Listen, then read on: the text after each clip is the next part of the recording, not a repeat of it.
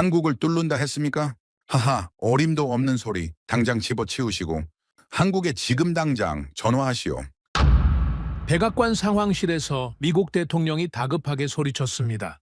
중동의 밤하늘, 천사백발의 미사일과 드론이 쏟아지는 절망적인 위기 상황. 모든 군사 전문가들이 방공망의 완벽한 붕괴를 확신했고 믿었던 미국의 방패조차 절반도 막아내지 못해 속수무책이었습니다. 그런데 그 순간 칠흑 같은 하늘에서 기적이 벌어졌습니다. 단 한 발도 뚫리지 않았습니다. 하늘을 덮었던 초음속 미사일들이 정체불명의 방패에 가로막혀 공중에서 흔적도 없이 사라진 것입니다. 이 압도적인 위력을 목격한 나토 19개국은 즉시 미국의 무기를 걷어차고 앞다투어 한국산을 요구하며 전 세계가 발칵 뒤집혔습니다. 미국과 영국도 포기한 사막의 하늘을 지켜낸 경이로운 무기의 정체, 전 세계를 패닉에 빠뜨린 대한민국 방공기술의 충격적인 사건을 지금 공개합니다. 그 전에 잠깐 1초 만에 누를 수 있는 좋아요 버튼을 꾹 눌러주시면 영상 제작에 아주 큰 힘이 됩니다. 그럼 바로 시작하겠습니다. 저는 마커스 케인입니다. 22년 동안 미사일 방어 시스템을 연구해 온 전략 분석가죠. 나토 회원국들의 방공 시스템을 평가하고 요격 확률을 계산하고 교전 알고리즘을 분석하는 것이 저의 일이었습니다. 영국 런던에 있는 유럽 방산 싱크탱크, 그곳이 제 본거지였죠. 저는 그곳에서 20년 넘게 세계 각국의 방공 체계를 비교하고 평가하는 보고서를 써왔습니다. 미국의 패트리어트, 이스라엘의 아이언돔, 유럽 통합 방공망까지 제 손을 거치지 않은 방공 시스템이 없었죠. 저는 항상 이렇게 믿어왔습니다. 전쟁에서 기적은 없다. 오직 계산된 확률만이 존재할 뿐이라고요. 감정이 아니라 데이터가 전장의 승패를 결정합니다. 그것이 제가 22년 동안 지켜온 원칙이었죠. 그런 저에게 2026년 3월은 평범한 출장이었습니다. 아랍에미리트 방공통제센터에 자문단으로 파견된 것이죠. 중동의 방공망 운용 상황을 분석하는 단순한 임무였습니다. 보고서 몇 장 쓰고 돌아올 생각이었죠. 적어도 그날 밤까지는요. 그날 밤 중동의 하늘은 제가 알던 전쟁의 상식을 산산이 부셔버렸습니다. 그 이야기를 지금부터 해드리겠습니다. 아부다비 외곽에 위치한 방공통제센터. 사막 한가운데 세워진 콘크리트 건물이었습니다. 지하 2층에 자리 잡은 통제실은 수십 대의 모니터와 레이더 화면으로 빼곡히 채워져 있었죠. 천장에는 형광등이 희미하게 빛나고 있었고 에어컨 소리만 낮게 윙윙거리고 있었습니다. 저는 심야 근무조에 배치되어 있었습니다. 사막의 밤은 고요했죠. 레이더 화면에는 민간 항공기 몇 대의 궤적만 느리게 움직이고 있었습니다. 장교 2명이 조용히 화면을 모니터링하고 있었고 나머지 인원들은 각자의 자리에서 보고서를 검토하거나 커피를 마시고 있었습니다. 저도 커피를 한 모금 마시며 보고서를 검토하고 있었습니다. 별일 없는 밤이라고 생각했죠. 내일 오전에 있을 브리핑 자료나 정리하자고 마음먹고 있었습니다. 그때였습니다. 레이더 담당 장교가 갑자기 의자에서 몸을 일으켰습니다. 화면을 손가락으로 가리키며 말했죠. 비정상 신호 포착. 동쪽 구역입니다. 처음에는 대수롭지 않게 느꼈습니다. 중동에서 비정상 신호라는 건 드문 일이 아니었으니까요. 상업용 드론일 수도 있고 기상 잡음일 수도 있었습니다. 저는 커피잔을 들고 화면을 흘끗 바라봤습니다. 하지만 몇 초 뒤 상황이 달라졌습니다. 표적이 늘어나기 시작한 겁니다. 처음에는 10개, 그 다음에는 20개, 30개. 레이더 화면에 나타난 표적 수는 계속 늘어나고 있었습니다. 마치 누군가 화면 위에 물감을 뿌리듯 초록색 점들이 번져 나갔죠. 장교의 목소리가 급격하게 변했습니다. 표적 수 50 돌파. 아직 증가 중입니다. 저는 커피잔을 내려놓았습니다. 화면 앞으로 다가갔죠. 레이더 화면 위에 초록색 점들이 마치 별처럼 하나둘 켜지고 있었습니다. 동쪽에서 서쪽으로, 한 방향에서 밀려오듯이요. 통제센터의 분위기가 순식간에 바뀌었습니다. 장교들이 하나둘 자리에서 일어났죠. 키보드를 두드리는 소리, 무정이를 잡는 소리가 동시에 울려 퍼졌습니다. 아까까지의 고요함은 완전히 사라졌습니다. 표적수 100 돌파. 저는 숨을 들이쉬었습니다. 100이라는 숫자가 의미하는 것을 너무나 잘 알고 있었으니까요. 이건 단순한 정찰이 아니었습니다. 단순한 도발도 아니었죠. 100개 이상의 표적이 동시에 접근한다는 것은 한 가지 의미밖에 없었습니다. 조직적인 대규모 공격이었습니다. 그때 선임 장교가 소리쳤습니다. 탄도미사일 궤적 확인, 다수 표적이 탄도 궤적으로 진입하고 있습니다. 순간 통제실 전체가 얼어붙었습니다. 탄도미사일, 그 단어 하나가 공기를 얼려버렸죠. 드론이나 순항 미사일은 속도가 느립니다. 대응할 시간이 있습니다. 요격 창구가 넓죠. 하지만 탄도미사일은 완전히 다른 존재입니다. 마하 이상의 속도로 대기권을 뚫고 떨어지는 죽음의 화살이죠. 요격할 수 있는 시간이 극히 짧습니다. 한 발이라도 놓치면 그 결과는 상상하기 싫은 수준의 피해로 이어집니다. 저는 22년 동안 탄도미사일 요격을 연구해 왔습니다. 요격 확률 계산, 교전 알고리즘 설계, 방공 시나리오 시뮬레이션, 수천 번의 시뮬레이션을 돌려봤죠. 하지만 그것은 모두 컴퓨터 화면 속의 이야기였습니다. 지금 제 눈앞에서 벌어지고 있는 것은 시뮬레이션이 아니었습니다. 표적수 200 돌파! 장교의 목소리가 떨리고 있었습니다. 아니, 장교만이 아니었죠. 통제실 안에 있는 모든 사람의 얼굴이 창백해져 있었습니다. 저도 마찬가지였습니다. 손끝이 차가워졌습니다. 심장이 빠르게 뛰기 시작했죠. 화면 위의 숫자는 멈추지 않았습니다. 탄도미사일 186발 확인. 드론 800대 이상 접근 중. 순항미사일 다수 포함. 186발의 탄도미사일, 800대의 드론, 순항미사일까지. 저는 그 숫자를 듣는 순간 등골이 서늘해졌습니다. 이 정도 규모의 동시 공격은 제가 연구한 어떤 시나리오에서도 최악 중의 최악으로 분류되는 수준이었습니다. 이건 단순 공격이 아닙니다. 포화 공격이었죠. 수백 발의 미사일과 드론을 동시에 쏟아부어 방공망 자체를 압도하겠다는 전략이었습니다. 한 발 한 발을 요격하는 것이 아니라 요격 시스템의 처리 능력 자체를 초과시키겠다는 것이죠. 긴급 경보가 발령됐습니다. 통제센터의 조명이 붉은색으로 바뀌었죠. 사이렌이 울려 퍼졌습니다. 장교들의 움직임이 빨라졌습니다. 누군가는 전화기를 붙잡고 상부에 보고하고 있었고 누군가는 방공 자산 배치도를 화면에 띄우고 있었습니다. 선임 장교가 명령을 내렸습니다. 전 방공 자산 가동, 교전 준비, 패트리어트 포대가 움직이기 시작했습니다. 사드 시스템이 활성화됐죠. 러시아제 판치르까지 모든 방공 체계가 동시에 깨어났습니다. 중동 사막에 배치된 모든 방패가 일제히 들어 올려진 겁니다. 하늘에서는 요격 미사일이 연달아 발사되기 시작했습니다. 발사대에서 불꽃이 솟구치며 미사일들이 밤하늘로 치솟았죠. 레이더 화면에는 아군 요격 궤적이 하나둘 나타나기 시작했습니다. 파란색 선들이 초록색 점들을 향해 뻗어나갔습니다. 하지만 문제가 있었습니다. 표적수가 너무 많았습니다. 요격 미사일 하나가 올라갈 때마다 새로운 표적 3개가 나타났죠. 마치 끝없는 파도가 밀려오는 것 같았습니다. 하나를 막으면 셋이 오고 셋을 막으면 열이 밀려왔습니다. 저는 심장이 조여오는 느낌을 받았습니다.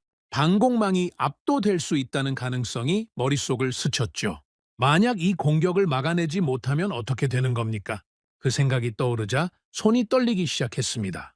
저는 레이더 화면을 뚫어지게 바라보고 있었습니다.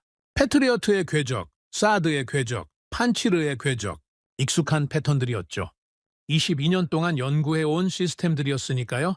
각 시스템의 발사 패턴, 상승 궤적, 교전 방식을 저는 눈 감고도 구별할 수 있었습니다. 그런데 그 순간이었습니다. 화면 한쪽에서 처음 보는 궤적이 나타났습니다. 저는 눈을 가늘게 떴습니다. 패트리어트의 궤적이 아니었습니다. 사드도 아니었죠. 판치르는 더더욱 아니었습니다. 제가 22년 동안 연구해온 어떤 시스템의 궤적과도 일치하지 않았습니다. 발사 지점에서 수직으로 올라가더니 공중에서 갑자기 방향을 꺾는 궤적. 일반적인 요격 미사일과는 완전히 다른 움직임이었죠. 마치 살아있는 것처럼 방향을 바꾸는 그 궤적을 저는 멍하니 바라보고 있었습니다. 저는 옆에 있던 장교에게 물었습니다. 저 궤적은 뭡니까? 패트리어트가 아닌데요? 장교가 잠시 화면을 확인했습니다. 그리고 담담하게 대답했죠. 한국 시스템입니다. 청웅2입니다. 한국 시스템이라고요. 솔직히 그 순간 저는 크게 주목하지 않았습니다. 청웅이라는 이름을 들어본 적은 있었죠. 한국이 개발한 중거리 방공 시스템이라는 정도는 알고 있었습니다. 하지만 제가 아는 한 그것은 나토 기준으로 검증된 체계가 아니었습니다. 빠르게 성장하는 방산 산업이긴 하지만 아직 실전에서 증명된 적은 없다고 생각했죠. 저는 속으로 생각했습니다. 아마 보조적인 역할을 하는 시스템이겠지. 주력 방공망이 교전하는 사이에 빈틈을 메우는 정도의 역할이라고요. 패트리어트가 주력이고 한국 시스템은 그 뒤를 받쳐주는 정도일 거라고요. 하지만 그 생각은 몇 분을 버티지 못했습니다. 레이더 화면에서 청웅의 요격 미사일이 상승하기 시작했습니다. 수직으로 솟구친 미사일이 공중에서 방향을 전환하더니 탄도미사일을 향해 돌진했죠. 그 속도가 놀라웠습니다. 화면 위의 궤적이 순식간에 표적을 향해 꺾여 나갔습니다. 그리고 다음 순간 화면에서 표적 하나가 사라졌습니다. 장교가 외쳤습니다. 격추 확인? 저는 아직 판단을 유보했습니다. 한 발 성공은 우연일 수도 있으니까요. 어떤 시스템이든 한두 발은 성공할 수 있습니다. 중요한 것은 연속성이었죠. 하지만 곧이어 또 하나가 사라졌습니다. 그리고 또 하나, 또 하나. 레이더 화면에서 초록색 점들이 하나씩 꺼져 나가고 있었습니다. 청웅의 궤적이 닿는 곳마다 표적이 사라졌죠. 저는 그때 처음으로 이상한 감정을 느꼈습니다. 22년 동안 미사일 방어를 연구하면서 한 번도 느껴보지 못한 감정이었죠. 호기심이 아니었습니다. 놀라움도 아니었어요. 그건 불안이었습니다. 내가 알고 있던 세계의 질서가 흔들리는 느낌이었죠. 미사일 방어의 중심은 미국과 유럽이라는 것, 나토 기준이 세계 최고라는 것, 그것이 저의 22년 경력을 지탱하는 기둥이었습니다. 그런데 지금 레이더 화면에서 벌어지고 있는 일은 그 기둥을 흔들고 있었습니다. 한국이라는 이름이 갑자기 무겁게 다가왔습니다. 저는 레이더 화면에서 눈을 떼지 못한 채 중얼거렸습니다. 이 시스템은 도대체 뭡니까? 그날 밤은 아직 끝나지 않았습니다. 하늘에서는 여전히 미사일들이 교차하고 있었죠.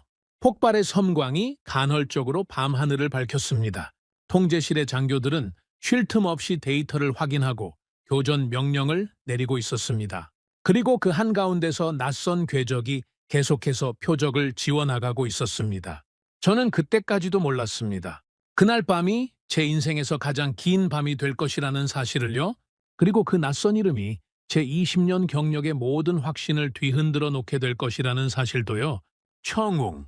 그 이름을 저는 그날 밤 처음으로 진지하게 기억하기 시작했습니다. 교전은 계속되고 있었습니다.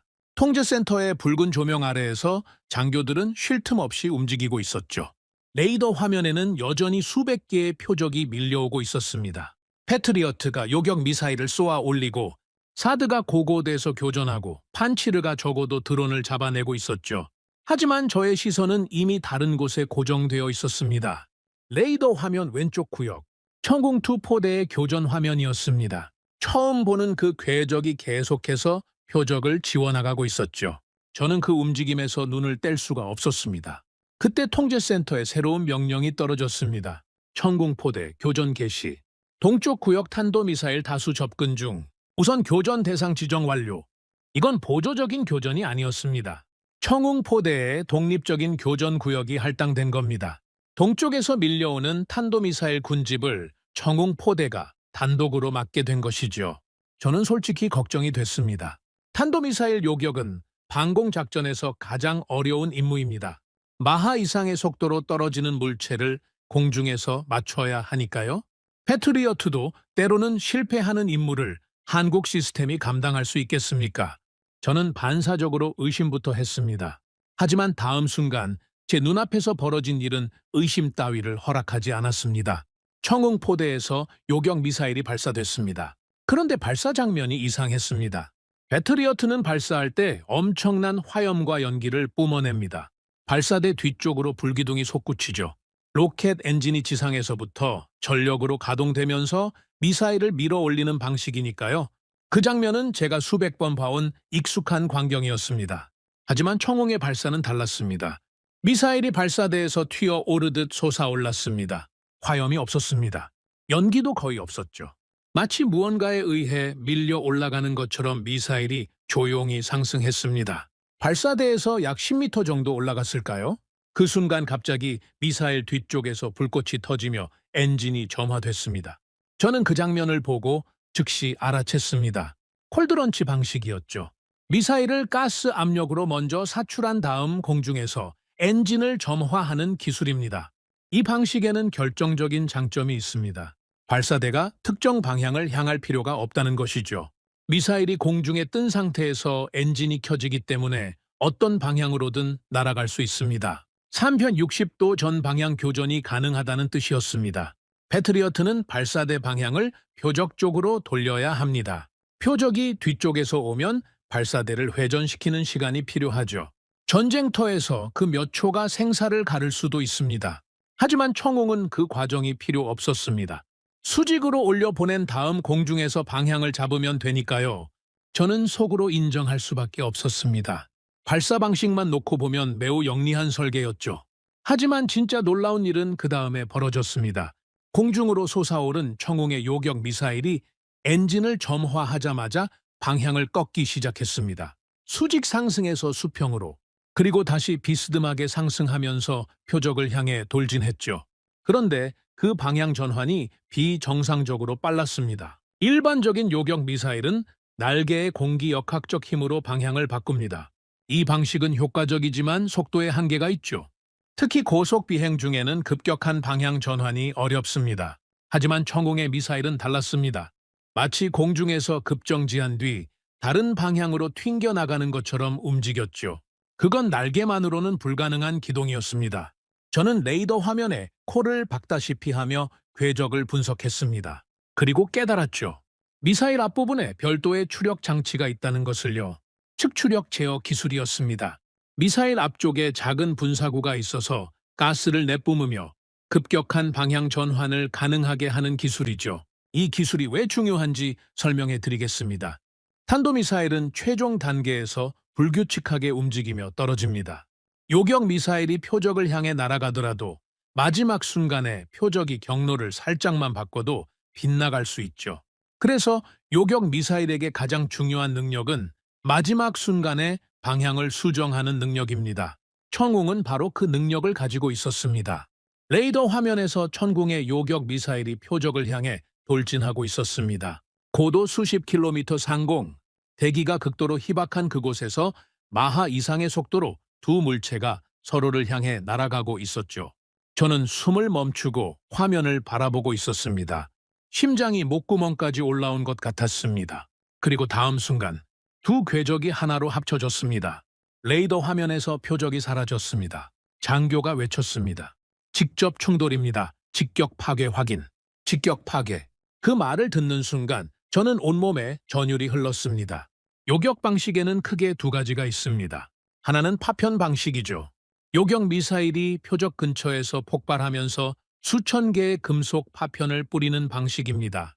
넓은 범위에 파편을 흩뿌려서 표적을 손상시키는 것이죠. 대부분의 방공 시스템이 이 방식을 사용합니다.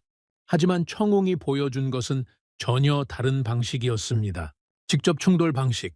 요격 미사일이 표적에 직접 부딪혀서 파괴하는 것이죠. 마하 이상의 속도로 날아오는 물체에 마하 이상의 속도로 날아가는 미사일을 정확히 충돌시키는 겁니다. 이게 얼마나 어려운 일인지 아십니까? 총알로 총알을 맞추는 것과 같습니다. 아니, 그것보다 더 어렵죠.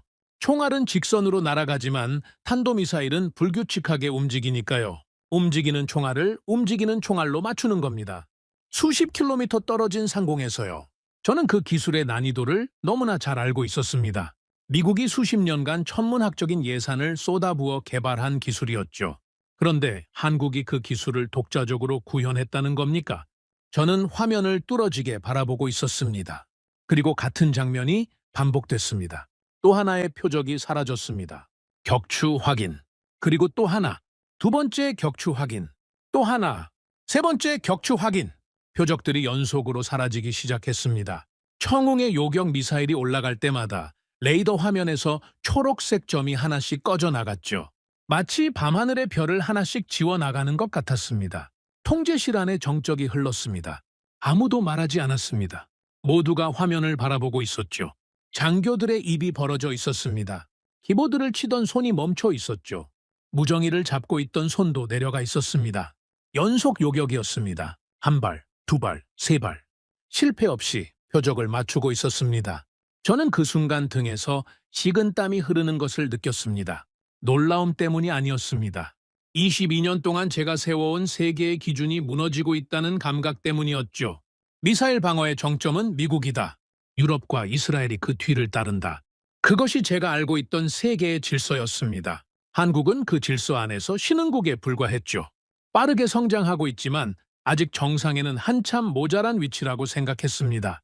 그런데 지금 제 눈앞에서 벌어지고 있는 일은 그 질서에 정면으로 도전하고 있었습니다. 한국 시스템이 마하 이상의 탄도미사일을 직격으로 파괴하고 있었으니까요. 그것도 한 발이 아니라 연속으로요.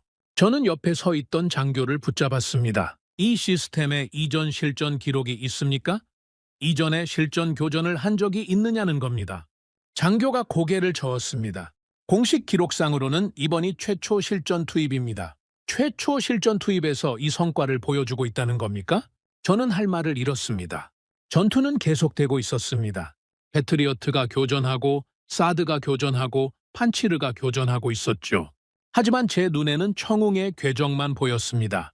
수직으로 솟아오르고 공중에서 방향을 꺾고 표적을 향해 돌진하고 직격으로 파괴하는 그 일련의 동작이 반복될 때마다 저는 점점 더 깊은 충격 속으로 빠져들었습니다. 한참이 지났을 때 저는 조용히 메모장을 꺼냈습니다.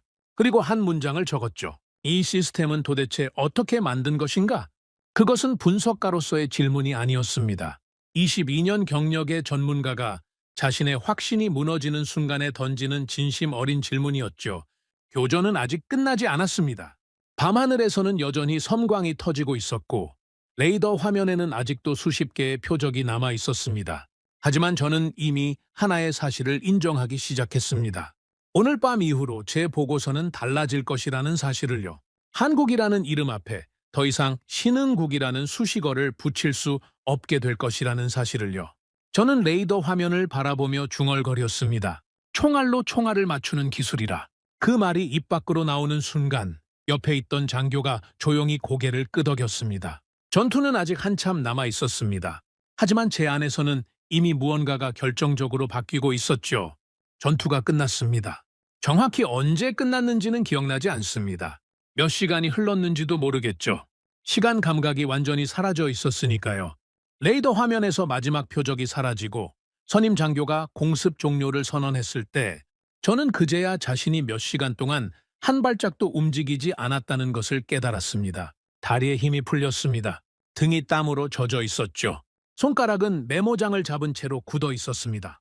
통제센터에 깊은 정적이 흘렀습니다. 아무도 환호하지 않았습니다. 아무도 박수를 치지 않았죠. 전쟁 영화에서 보는 것처럼 서로 얼싸안고 기뻐하는 장면 같은 건 없었습니다. 장교들은 하나같이 의자의 등을 기대거나 두 손으로 얼굴을 감싸고 있었죠. 누군가는 조용히 물을 마시고 있었고 누군가는 천장을 멍하니 올려다보고 있었습니다. 그것이 실전을 경험한 사람들의 진짜 반응입니다. 승리의 기쁨이 아니라 생존의 안도감이죠. 방금까지 수백 발의 미사일이 머리 위로 떨어지고 있었다는 사실이 뒤늦게 실감나면서 오는 탈진 상태였습니다. 저도 마찬가지였습니다. 다리가 후들거려서 겨우 의자를 찾아 앉았죠. 커피를 마시려고 컵을 집었는데 손이 떨려서 커피가 반이나 쏟아졌습니다. 하지만 쉴 시간은 없었습니다. 전투가 끝나면 그 다음에 오는 것은 분석이니까요. 선임 장교가 일어서며 말했습니다. 교전 데이터 분석 시작합니다. 각 방공 시스템별 교전 결과를 정리해 주십시오. 이것이 방공 작전의 핵심입니다. 전투가 끝난 뒤 각 시스템이 몇 발을 쏘고 몇 발을 맞추고 몇 발을 놓쳤는지를 정밀하게 분석하는 작업이죠. 이 데이터가 다음 교전의 전략을 결정합니다. 어떤 시스템에 어떤 표적을 배정할지, 어떤 순서로 교전할지 모든 것이 이 숫자에 달려 있죠. 장교들이 다시 움직이기 시작했습니다. 키보드를 두드리고 데이터를 정리하고 화면에 교전 기록을 불러오기 시작했죠. 통제센터의 모니터에 하나둘 숫자들이 나타나기 시작했습니다. 패트리어트 포대의 교전 결과가 먼저 올라왔습니다. 익숙한 숫자들이었죠. 22년 동안 이 시스템을 분석해온 저에게 패트리어트의 성능은 교과서처럼 익숙한 것이었으니까요. 결과는 예상 범위 아니었습니다. 좋은 성과였지만 놀랄만한 수준은 아니었죠. 사드의 결과도 올라왔습니다. 고고도 요격에서 안정적인 성과를 보여줬죠. 역시 예상 범위 아니었습니다. 판치르의 결과도 정리됐습니다. 적어도 드론 요격에서 일정한 성과를 냈죠. 여기까지는 제가 예측한 것과 크게 다르지 않았습니다. 각 시스템이 자신의 역할을 수행한 것이죠. 교과서적인 방공 작전이었습니다. 그리고 마지막으로 천궁2의 교전 결과가 올라오기 시작했습니다. 저는 무의식적으로 의자에서 몸을 앞으로 기울였습니다. 분석 장교가 데이터를 정리하고 있었습니다. 화면에 숫자들이 하나씩 채워지고 있었죠. 발사 횟수, 교전 대상, 요격 성공 횟수, 요격 실패 횟수.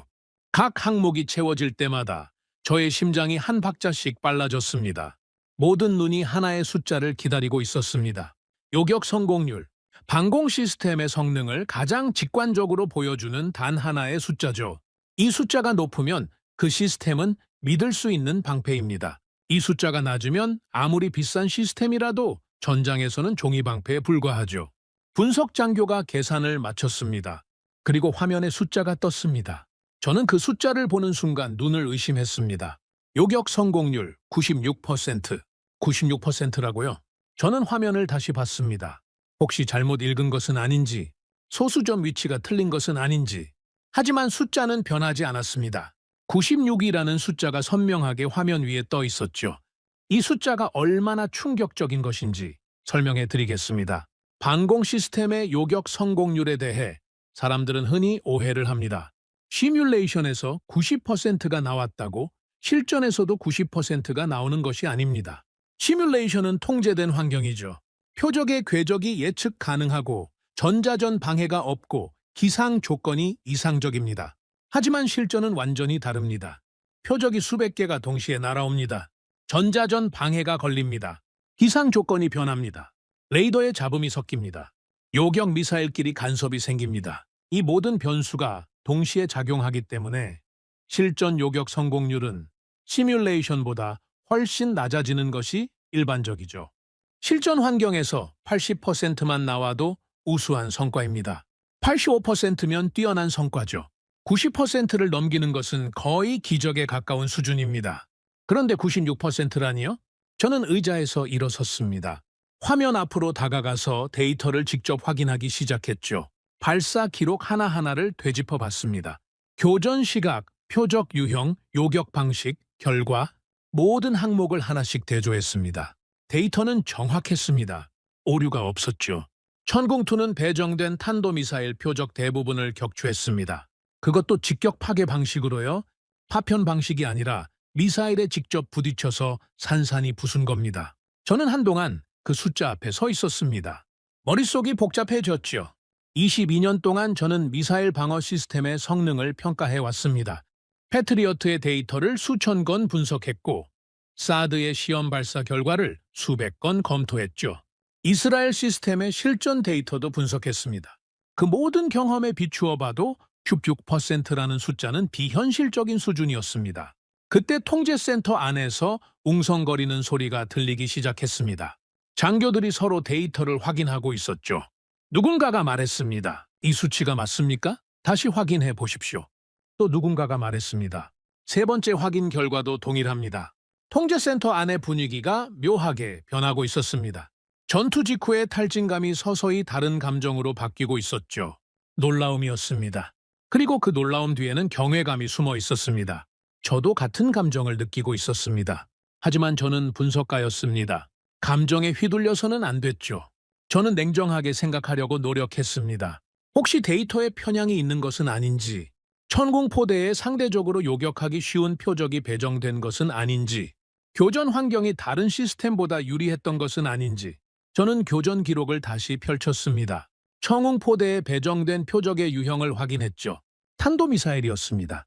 가장 요격하기 어려운 표적이죠. 속도가 빠르고 궤적이 불규칙하고 요격 창구가 극도로 짧은 표적입니다. 유리한 조건이 아니었습니다. 오히려 가장 불리한 조건에서 96%를 달성한 겁니다. 저는 메모장을 펼쳤습니다. 그리고 천천히 적기 시작했죠. 실전 환경, 탄도미사일 다수 교전, 포화 공격 상황, 전자전 환경, 요격 성공률 96%. 한 글자 한 글자 적어 내려가면서 저는 자신의 손이 떨리고 있다는 것을 느꼈습니다. 이건 단순한 데이터가 아니었습니다. 이 숫자 하나가 세계 방공 기술의 지형도를 다시 그리고 있었죠. 그때 옆에 있던 영국군 연락장교가 조용히 다가왔습니다. 그도 데이터를 확인한 모양이었죠. 그가 낮은 목소리로 말했습니다. 케인, 이 수치를 어떻게 해석해야 합니까? 저는 잠시 침묵했습니다. 그리고 솔직하게 대답했죠. 나도 아직 정리가 안 됩니다. 그것이 솔직한 심정이었습니다.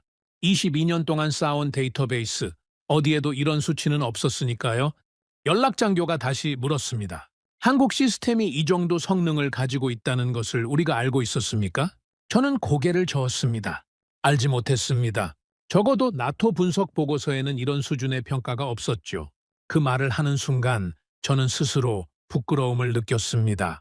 22년 동안 방공 시스템을 연구해 온 사람이 한국 시스템의 실력을 전혀 파악하지 못하고 있었다는 사실이 부끄러웠죠.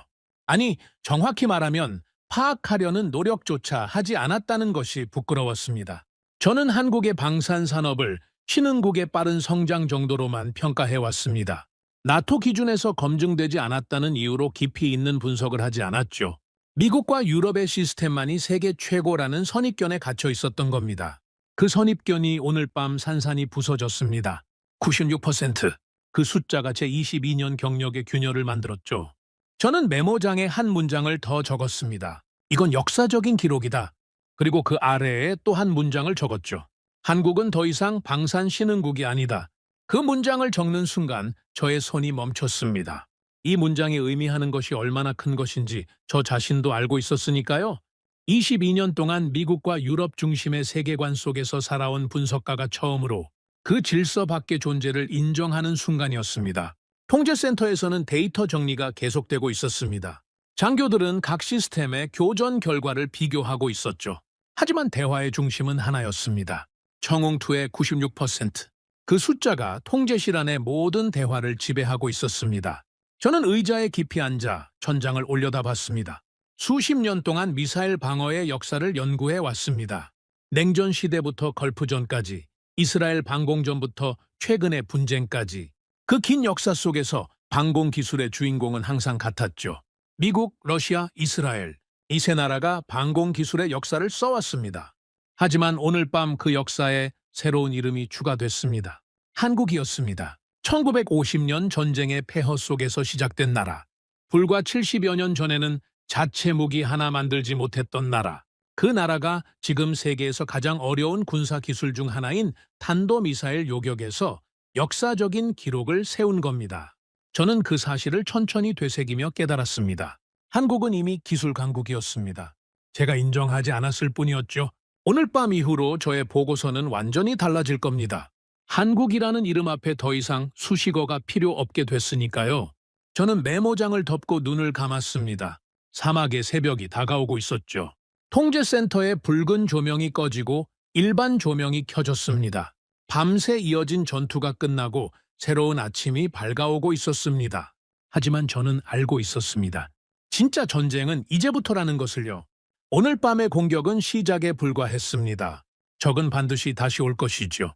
더 많은 미사일을, 더 정교한 전략으로 쏟아부을 겁니다. 그때 이 방공망이 다시 한번 버텨낼 수 있을지, 천궁2가 다시 한번 96%의 기적을 보여줄 수 있을지, 저는 그 질문에 대한 답을 아직 가지고 있지 못했습니다. 하지만 한 가지는 확실했죠. 오늘 밤 이후로 저는 한국의 방패를 절대 과소평가하지 않을 것이라는 사실이었습니다. 승리의 분위기는 오래가지 않았습니다. 전투가 끝나고 채 1시간도 지나지 않았을 때였죠. 통제센터의 장교들이 교전 데이터를 정리하고 있던 그 시간에 별도의 회의실에서는 전혀 다른 분위기의 논의가 시작되고 있었습니다. 저는 자문단 자격으로 그 자리에 참석할 수 있었습니다. 회의실 안에는 방공작전을 총괄하는 고위 장교들과 군수 참모들이 모여 있었죠. 아까 통제센터에서 봤던 긴장감과는 또 다른 종류의 무거운 공기가 회의실을 가득 채우고 있었습니다. 선임 참모가 입을 열었습니다. 오늘 밤 방어는 성공이었습니다. 각 방공 시스템이 훌륭하게 작동했죠. 거기까지는 좋았습니다. 모두가 고개를 끄덕였죠. 하지만 다음 문장이 회의실의 공기를 얼려버렸습니다. 그러나 지금부터 확인해야 할 것이 있습니다. 요격 미사일 재고 상황입니다. 그 순간 장교들의 표정이 일제히 굳어졌습니다.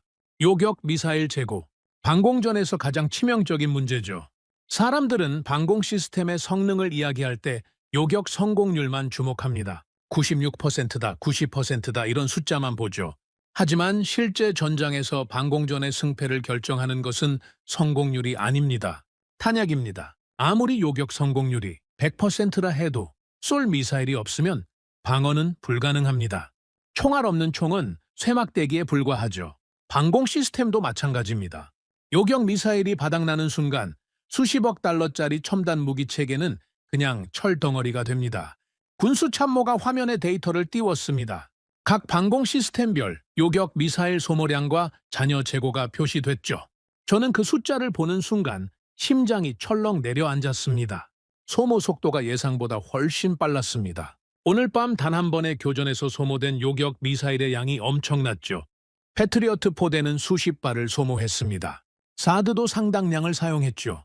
반치르까지 포함하면 전체 방공망에서 소비된 요격 미사일의 수가 저를 놀라게 했습니다.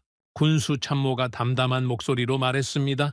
현재 소모 속도를 기준으로 계산하면 패트리어트 요격 미사일 재고가 빠르게 줄어들고 있습니다. 회의실이 술렁였습니다. 정확히 어느 정도 남았습니까? 현재 교전 패턴이 지속될 경우 일주일 내 주요 방공 미사일 재고 고갈 가능성이 있습니다. 일주일이라고요? 저는 그 말을 듣고 등골이 서늘해졌습니다. 일주일이면 고작 7번의 밤입니다. 오늘 같은 규모의 공격이 매일 반복된다면 일주일 뒤에는 하늘을 지킬 방패가 사라진다는 뜻이었죠. 이것이 포화 공격의 진짜 목적이었습니다. 저는 그 순간 적의 전략을 완전히 이해했습니다. 적은 처음부터 방공 시스템을 파괴하려고 한 것이 아니었죠. 반공 시스템을 고갈시키려고 한 겁니다. 생각해 보십시오. 탄도미사일 한 발의 가격과 그것을 요격하는 미사일의 가격을 비교해보면 답이 나옵니다. 공격하는 쪽의 미사일은 상대적으로 저렴합니다. 하지만 요격하는 쪽의 미사일은 첨단 유도 장치와 센서가 탑재된 고가의 무기죠. 적은 싸구려 드론 수백 대를 먼저 보내 방공망의 요격 미사일을 소모시킵니다. 그 뒤에 진짜 위협인 탄도미사일을 보내는 겁니다. 방공망이 적과 드론을 요격하느라 비싼 미사일을 다 써버리면 정작 탄도미사일이 날아올 때 쏠 것이 없게 되죠. 이것이 현대 전쟁에서 가장 잔인한 계산입니다. 경제적 소모전이죠. 군수 참모가 계속 보고했습니다. 패트리어트 요격 미사일의 생산은 미국 본토에서만 가능합니다. 생산 속도와 운송 시간을 고려하면 재보급까지 상당한 시간이 소요됩니다. 이건 더 심각한 문제였습니다. 요격 미사일은 자동차 부품처럼 공장에서 찍어내서 바로 보낼 수 있는 물건이 아닙니다. 첨단 전자장비와 정밀 부품으로 이루어진 무기체계죠. 생산에 시간이 걸리고 품질 검사에 시간이 걸리고 운송에 시간이 걸립니다. 전쟁이 당장 벌어지고 있는데 미사일은 몇 주 뒤에나 도착한다는 겁니다. 회의실의 분위기가 급격히 어두워졌습니다. 아까 통제센터에서 96%라는 숫자의 경외감을 느꼈던 그 장교들이 지금은 완전히 다른 얼굴을 하고 있었습니다. 승리의 기쁨은 온데간데 없이 사라졌죠. 그 자리를 불안과 위기감이 빠르게 채우고 있었습니다. 저는 의자에 앉아 이 상황을 분석하고 있었습니다. 방공전의 딜레마. 이것은 제가 22년 동안 연구해온 주제 중 하나였죠. 방공 시스템은 본질적으로 수비적인 무기입니다. 공격하는 쪽이 언제, 어디서, 얼마나 많은 미사일을 쏠지 결정하죠. 수비하는 쪽은 그것에 대응할 수밖에 없습니다. 공격하는 쪽은 저렴한 무기를 대량으로 쏟아부을 수 있습니다. 하지만 수비하는 쪽은 고가의 요격 미사일을 정밀하게 사용해야 하죠. 이 비대칭 구조가 방공전의 가장 근본적인 문제입니다. 오늘 밤 우리는 그 문제를 정면으로 마주한 겁니다. 한 장교가 질문했습니다. 추가 공격이 올 가능성은 어떻게 보십니까? 선임 참모가 대답했습니다. 높습니다. 매우 높죠. 적의 전략이 소모전이라면 오늘이 마지막일 리가 없습니다. 회의실에 무거운 침묵이 내려앉았습니다. 저는 그 침묵 속에서 전쟁의 본질을 다시 한번 떠올렸습니다. 전쟁은 기술의 싸움인 동시에 숫자의 싸움입니다. 아무리 뛰어난 기술을 가지고 있어도 탄약이 바닥나면 끝이죠. 역사상 수많은 전투에서 기술적으로 우월한 쪽이 보급 부족으로 패배한 사례가 얼마나 많습니까? 방패는 아무리 강해도 결국 부서질 때가 온다. 저는 그 말을 속으로 되뇌었습니다. 그때 군수참모가 한 가지를 더 보고했습니다. 각 시스템별 탄당 비용을 말씀드리겠습니다. 화면에 숫자가 떴습니다. 패트리어트 요격 미사일 한 발의 가격, 사드 요격 미사일 한 발의 가격. 그 숫자들은 천문학적이었죠. 한 발에 수백만 달러짜리 미사일을 수십 발씩 쏘고 있었던 겁니다. 반면에 적이 보내는 드론 한 대의 가격은 그 미사일 한 발 가격의 수십 분의 1에 불과했죠. 이 계산이 의미하는 것은 명확했습니다. 시간이 적의 편이라는 것이죠. 교전이 길어질수록 방어하는 쪽이 불리해집니다. 요격 미사일은 줄어들고 적의 미사일은 계속 날아오고 어느 순간 방공망에 구멍이 생기는 겁니다. 장교들의 얼굴이 점점 더 어두워지고 있었습니다. 저도 마찬가지였죠. 아까까지 96%라는 숫자에 감탄하고 있었는데 지금은 그 숫자마저도 허망하게 느껴졌습니다. 96%든 100%든 쏠 미사일이 없으면 무슨 의미가 있겠습니까? 그때 저는 문득 한 가지 의문이 떠올랐습니다. 청웅2의 상황은 어떤 겁니까? 저는 군수 참모에게 물었습니다. 청웅2 포대의 요격 미사일 재고는 어떻습니까? 참모가 잠시 데이터를 확인했습니다. 그리고 대답했죠. 청궁 포대도 상당량을 소모했습니다. 하지만 현재 배치된 포대 수가 적기 때문에 전체 소모량은 제한적입니다. 현재 배치된 포대 수가 적다. 그 말이 저의 머릿속에 걸렸습니다. 저는 추가 질문을 했습니다. 현재 이 지역에 배치된 천궁2 포대는 몇 개입니까? 2개 포대입니다. 2개 포대라고요. 고작 2개 포대로 오늘 밤 그런 성과를 낸 겁니까? 저는 순간 아찔한 느낌이 들었습니다. 만약 천궁2 포대가 10개였다면 어땠을까? 오늘 밤의 전투 양상이 완전히 달라졌을 수도 있지 않겠습니까? 패트리어트가 감당하던 부담의 상당 부분을 천궁이 나눠 가졌을 테고 그만큼 패트리어트의 미사일 소모도 줄어들었겠죠. 하지만 현실은 2개 포대뿐이었습니다. 저는 그 사실을 메모장에 적어두었습니다. 그리고 다른 질문이 머릿속을 스치고 지나갔죠. 이 2개 포대만으로 96%를 달성했다면 한국은 도대체 어떤 수준의 기술력을 가지고 있는 것입니까? 그리고 나머지 포대는 어디에 있는 겁니까? 회의는 계속됐습니다. 참모들이 각종 대책을 논의하고 있었죠. 요격 미사일 재보급 일정 확인, 교전 효율 개선 방안, 저가 드론에 대한 대응 전략 변경. 하나하나가 급박한 문제들이었습니다. 하지만 저의 머릿속에는 한 가지 생각이 계속 맴돌고 있었습니다. 전쟁은 숫자로 결정된다. 기술이 아무리 뛰어나도 숫자가 부족하면 패배합니다. 역사가 그것을 증명해왔죠. 그런데 만약 뛰어난 기술과 충분한 숫자를 동시에 가진 시스템이 있다면 어떻게 되겠습니까? 높은 요격 성공률로 탄약 소모를 최소화하면서 동시에 충분한 물량을 확보할 수 있는 시스템 말입니다. 저는 그 생각을 하는 순간 다시 천궁2를 떠올렸습니다. 96%의 요격 성공률, 직격 파괴 방식, 한 발로 한 표적을 확실하게 잡는 기술. 만약 이 시스템이 충분한 수량으로 배치된다면 방공전의 소모전 딜레마를 근본적으로 바꿀 수 있는 것 아닙니까? 요격 성공률이 높으면 같은 표적을 잡기 위해 쓰는 미사일 수가 줄어듭니다. 패트리어트는 높은 확률의 요격을 위해 하나의 표적에 2발을 쏘는 경우가 있죠. 하지만 96%의 성공률이라면 한 발이면 충분합니다. 탄약 소모가 절반으로 줄어드는 겁니다. 저는 그 계산을 머릿속에서 돌리며 점점 더 깊은 생각에 빠져들었습니다. 회의가 끝났습니다. 장교들이 하나둘 회의실을 빠져나갔죠. 저는 자리에서 일어나지 않았습니다. 메모장을 펼쳐놓고 오늘 밤 벌어진 일을 처음부터 되짚고 있었습니다. 포화 공격, 다층 방공망 교전, 청웅2의 등장, 96% 요격 성공률, 그리고 요격 미사일 재고 고갈의 위기. 이 모든 것이 하나의 그림으로 연결되고 있었습니다. 저는 메모장에 한 문장을 적었습니다. 이 전쟁의 열쇠는 방패의 강도가 아니라 방패의 지속성이다. 그리고 그 아래에 또 한 문장을 적었죠. 천궁2는 그 두 가지를 동시에 가지고 있을지도 모른다. 물론 아직 확신할 수는 없었습니다. 2개 포대의 단 한 번의 교전만으로 결론을 내리기에는 데이터가 부족했죠. 하지만 직감이 말하고 있었습니다. 22년간의 경험에서 나오는 직감이었죠. 이 한국 시스템은 단순한 방공 무기가 아니다. 전쟁의 규칙을 바꿀 수 있는 무언가를 가지고 있다. 저는 메모장을 덮고 회의실을 나섰습니다. 복도의 창밖으로 사막의 새벽빛이 흘러들어오고 있었죠. 하늘은 맑았습니다. 몇 시간 전까지 수백 발의 미사일이 교차하던 그 하늘이 지금은 아무 일도 없었다는 듯 고요했습니다. 하지만 저는 알고 있었습니다. 이 고요함은 오래가지 않을 것이라는 것을요. 적은 반드시 다시 올 겁니다. 더 많은 미사일을 더 치밀한 전략으로 쏟아부을 것이죠. 그때 이 방공망이 버텨낼 수 있을지, 요격 미사일이 바닥나기 전에 전쟁이 끝날 수 있을지, 저는 그 답을 아직 알지 못했습니다.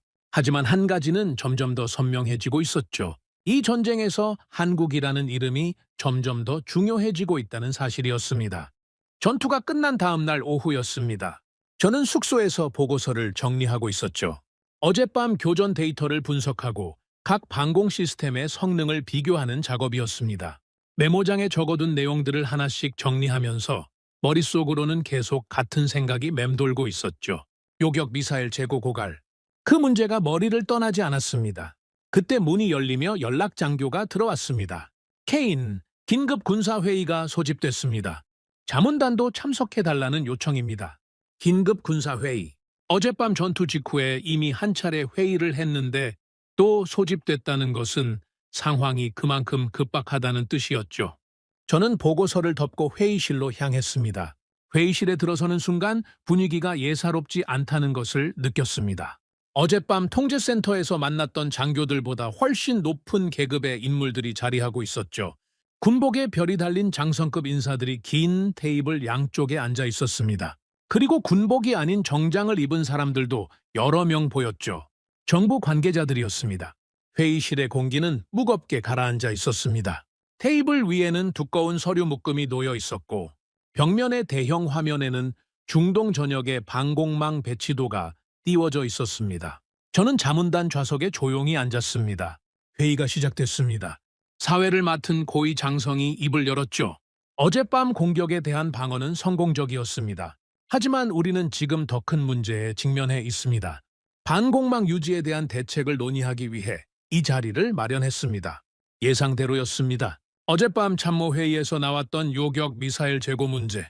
그것이 이 긴급 회의의 핵심이었죠. 군수 담당 장교가 일어서서 브리핑을 시작했습니다. 화면에 각 방공 시스템의 미사일 재고 현황이 표시됐죠. 어젯밤 제가 봤던 숫자보다 더 상세한 데이터였습니다.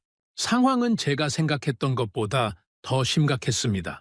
패트리어트 요격 미사일의 소모율이 예상치를 크게 초과하고 있었죠. 미국 측에 재보급을 요청한 상태였지만 생산과 운송에 상당한 시간이 필요하다는 답변이 돌아왔습니다. 사드 요격 미사일도 마찬가지였죠. 미국 본토의 생산 라인에서만 제조가 가능한 무기였으니까요. 장성 하나가 질문했습니다. 현재 재고로 며칠을 버틸 수 있습니까? 군수 장교가 대답했습니다. 공격 규모가 어젯밤과 동일하다고 가정하면 주요 시스템의 요격 미사일이 매우 빠르게 소진됩니다. 재보급 없이는 장기 방어가 어렵습니다. 회의실에 무거운 침묵이 내려앉았습니다. 세계에서 가장 부유한 나라 중 하나인 아랍에미리트가 돈이 없어서가 아니었습니다. 돈은 있었죠. 하지만 돈으로 살 수 없는 것이 있었습니다. 시간이었습니다. 요격 미사일은 주문한다고 다음 날 배달되는 물건이 아닙니다. 첨단 반도체, 정밀 센서, 고성능 추진체 이런 부품들을 조립하고 시험하고 검증하는 데 수개월이 걸리죠. 전쟁은 지금 벌어지고 있는데 미사일은 몇 달 뒤에나 온다는 겁니다. 이것이 방산 종속의 현실이었습니다. 아무리 부유한 나라라도 무기를 자체 생산하지 못하면 공급국의 일정에 종속될 수밖에 없죠. 전쟁의 운명이 자국이 아닌 타국의 공장 가동률에 달려 있다는 것입니다. 회의실 안의 장성들은 그 현실을 뼈저리게 느끼고 있는 표정이었습니다. 그때였습니다. 정장을 입은 정부 관계자 한 명이 조용히 손을 들었습니다. 그리고 말했죠. 한 가지 확인할 사항이 있습니다. 우리가 2022년에 체결한 방공 시스템 계약이 있습니다. 그 말에 회의실의 시선이 일제히 한 곳으로 향했습니다. 관계자가 서류를 펼치며 설명을 이어갔습니다. 2022년 우리는 한국과 천궁투 도입 계약을 체결했습니다. 약 35억 달러 규모의 계약이죠. 천궁투 포대 10개를 도입하는 내용이었습니다. 35억 달러, 약 4조 7천억 원에 달하는 규모였습니다.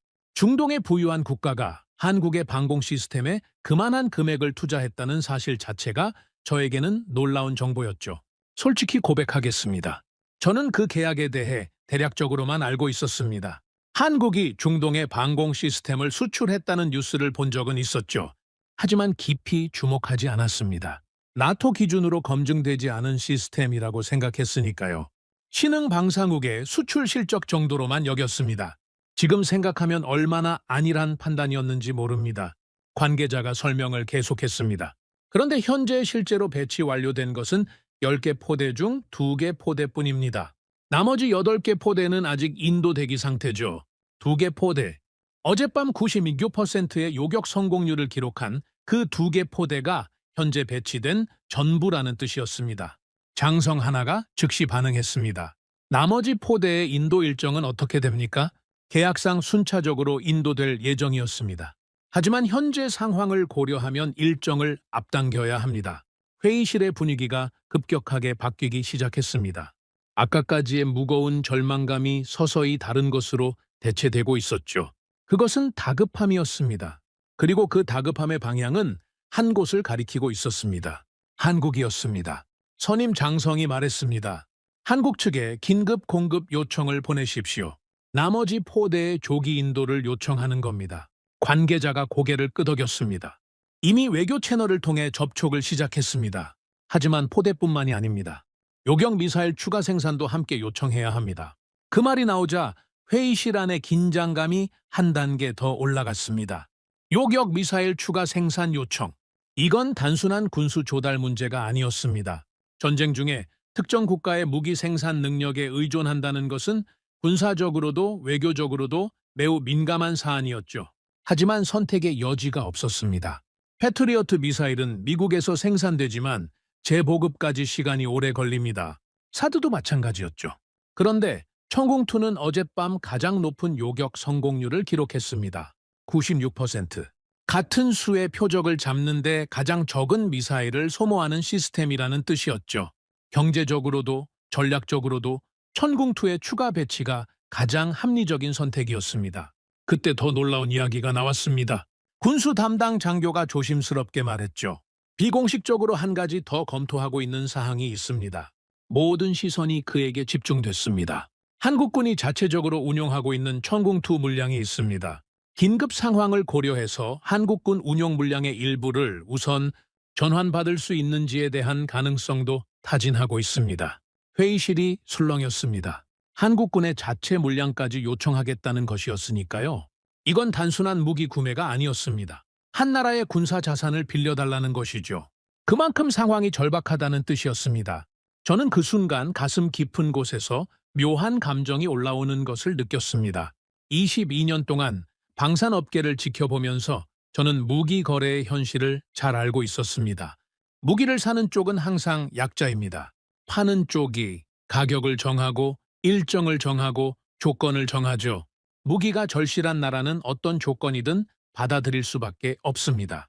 그런데 지금 이 회의실에서 벌어지고 있는 상황을 보십시오. 세계에서 가장 부유한 국가 중 하나가 한국의 방패를 간절히 원하고 있었습니다. 35억 달러를 이미 지불했고 더 빨리 보내달라고 요청하고 있었죠. 심지어 한국군의 자체 물량까지 빌려달라고 타진하고 있었습니다. 이것이 무엇을 의미하는지 아십니까? 한국이 더 이상 무기를 사는 나라가 아니라 무기를 파는 나라가 됐다는 뜻이었습니다. 그것도 세계에서 가장 어려운 기술 중 하나인 탄도미사일 요격 시스템을요. 세계 부유한 나라들이 줄을 서서 사겠다고 하는 그런 수준의 무기를 한국이 만들고 있었던 겁니다.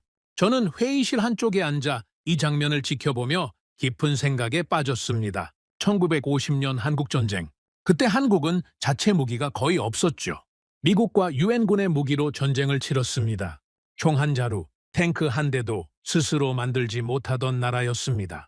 그로부터 불과 70여 년이 지났습니다. 그 나라가 지금 중동의 하늘을 지키는 방패를 만들고 있었습니다. 세계 최고 수준의 요격 성공률을 기록하는 방공 시스템을요. 그리고 세계에서 가장 부유한 나라가 그 방패를 간절히 찾고 있었죠.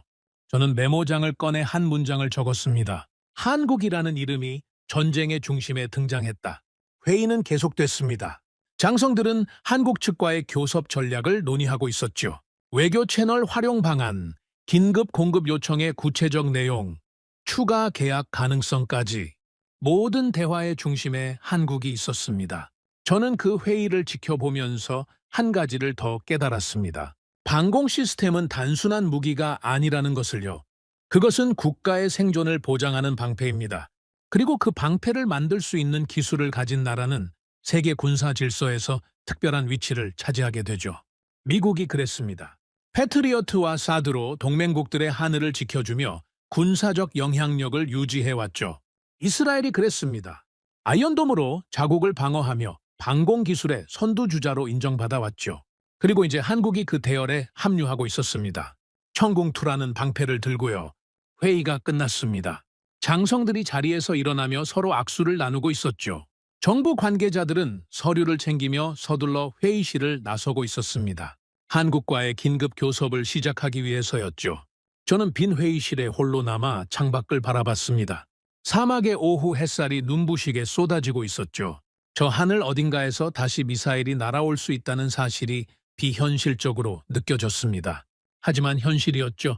그리고 그 현실 속에서 한국의 이름이 점점 더 무겁게 자리 잡고 있었습니다. 저는 숙소로 돌아가며 속으로 중얼거렸습니다. 한국은 도대체 어떻게 이런 시스템을 만든 것일까? 그 질문이 저를 놓아주지 않았습니다. 96%의 요격 성공률, 콜드런치 발사 방식, 직격 파괴 기술, 그 모든 것이 어떻게 가능한 것인지 저는 그 답을 찾아야 했습니다. 분석가의 본능이 움직이기 시작한 겁니다. 숙소로 돌아온 저는 잠을 잘 수가 없었습니다. 머릿속에서 질문이 멈추지 않았으니까요. 96%라는 숫자, 직격 파괴라는 방식, 콜드런치라는 발사 기술, 그 모든 것이 하나의 시스템 안에 담겨 있다는 사실이 계속 저를 괴롭혔습니다. 22년 동안 미사일 방어를 연구해 온 사람으로서 저는 이 시스템의 기술적 비밀을 이해해야 했습니다. 단순히 놀라워하는 것만으로는 부족했죠. 왜 이 시스템이 이런 성과를 낼 수 있었는지, 기존 시스템과 무엇이 다른지 분석가로서 그 답을 찾아야 했습니다. 저는 노트북을 열고 어젯밤 교전 데이터를 다시 불러왔습니다. 통제센터에서 복사해온 천궁2의 교전 기록이었죠. 발사 시각, 미사일 궤적, 표적 궤적, 교전 결과, 수십 건의 데이터가 화면에 펼쳐졌습니다. 저는 천궁2의 데이터를 하나씩 분석하기 시작했습니다. 첫 번째로 눈에 들어온 것은 발사 방식이었습니다. 교전 기록에서 천궁2의 발사 장면을 다시 확인했죠. 열영상 기록이 남아 있었습니다. 화면 속에서 미사일이 발사대에서 솟아오르는 장면이 재생됐습니다. 다시 봐도 놀라웠습니다. 화염이 없었습니다. 패트리어트가 발사될 때는 발사대 뒤쪽으로 거대한 불기둥이 솟구칩니다. 로켓 엔진의 화염이 수십 미터까지 뻗어나가죠. 그 열기 때문에 발사대 주변에는 사람이 접근할 수 없습니다. 발사 후에는 발사대 자체가 열에 의한 손상을 받기도 하죠. 하지만 천궁2의 발사는 완전히 달랐습니다. 미사일이 발사관에서 밀려 올라오듯 튀어 올랐습니다. 마치 스프링에 눌렸다가 튕겨 나가는 것처럼요. 화염도 없고 거대한 연기도 없었죠. 조용히 그러나 빠르게 미사일이 수직으로 약 10m 상승했습니다. 그리고 그 순간 갑자기 미사일 뒤쪽에서 불꽃이 터지며 로켓 엔진이 점화됐습니다. 콜드런치, 이 기술의 원리를 좀 더 자세히 설명해 드리겠습니다. 일반적인 미사일 발사는 한런치 방식입니다. 발사관 안에서 로켓 엔진을 점화해서 그 추력으로 미사일을 밀어 올리는 것이죠. 간단하고 확실한 방식이지만 치명적인 단점이 있습니다. 발사대가 반드시 표적 방향을 향해야 한다는 것이죠. 엔진이 지상에서부터 작동하기 때문에 미사일은 발사대가 가리키는 방향으로만 날아갈 수 있습니다. 만약 표적이 발사대 뒤쪽에서 접근하면 어떻게 되겠습니까? 발사대를 돌려야 합니다. 수톤짜리 발사대를 물리적으로 회전시키는 데는 시간이 걸리죠. 전장에서 그 몇 초, 몇십 초가 생사를 가릅니다.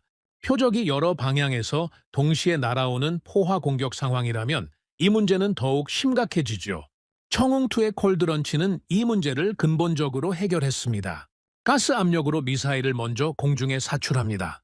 미사일이 발사관을 떠나 공중에 뜬 상태에서 엔진을 점화하죠. 공중에서 엔진이 켜지기 때문에 어떤 방향으로든 날아갈 수 있습니다.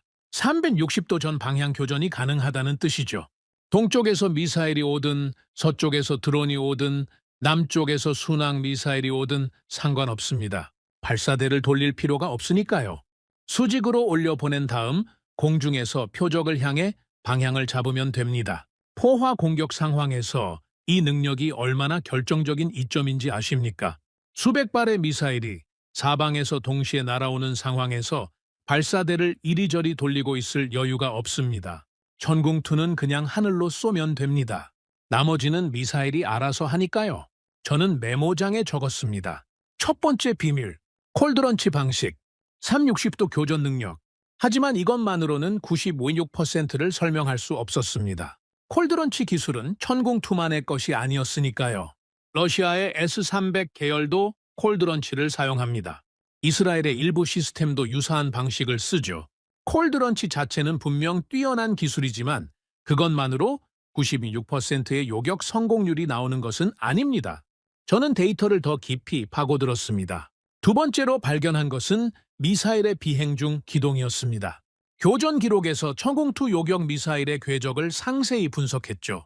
발사 후 상승 단계에서는 일반적인 요격 미사일과 크게 다르지 않았습니다. 수직으로 상승하다가 표적 방향으로 전환하는 패턴이었죠. 하지만 중간 비행 단계에서 이상한 점이 보이기 시작했습니다. 미사일이 표적을 향해 날아가는 도중에 갑작스러운 방향 전환을 하고 있었습니다. 그것도 한 번이 아니라 여러 차례에 걸쳐서요. 궤적을 그래프로 그려보면 매끄러운 곡선이 아니라 지그재그에 가까운 형태였죠. 일반적인 요격 미사일은 날개를 이용해 방향을 전환합니다. 공기역학적 힘을 이용하는 것이죠. 이 방식은 대기가 충분한 저고도에서는 효과적이지만 한계가 명확합니다. 날개로 방향을 바꾸려면 공기가 있어야 하니까요. 고도가 올라갈수록 대기가 희박해지면서 날개의 효과가 줄어듭니다. 그리고 속도가 빠를수록 급격한 방향 전환이 어려워집니다. 마하 이상의 속도로 날아가는 물체가 급격하게 방향을 바꾸면 구조적으로 엄청난 하중이 걸리죠. 미사일 자체가 버티지 못할 수 있습니다. 그런데 천궁2의 미사일은 고고도에서 초음속 상태에서 급격한 방향 전환을 해내고 있었습니다. 이건 날개만으로는 불가능한 기동이었습니다. 저는 데이터를 더 면밀히 분석했습니다. 그리고 단서를 찾았죠. 미사일의 방향 전환이 일어나는 순간마다 미사일 앞부분에서 미세한 추력이 감지되고 있었습니다. 그 순간 저는 놀라움을 감출 수 없었습니다.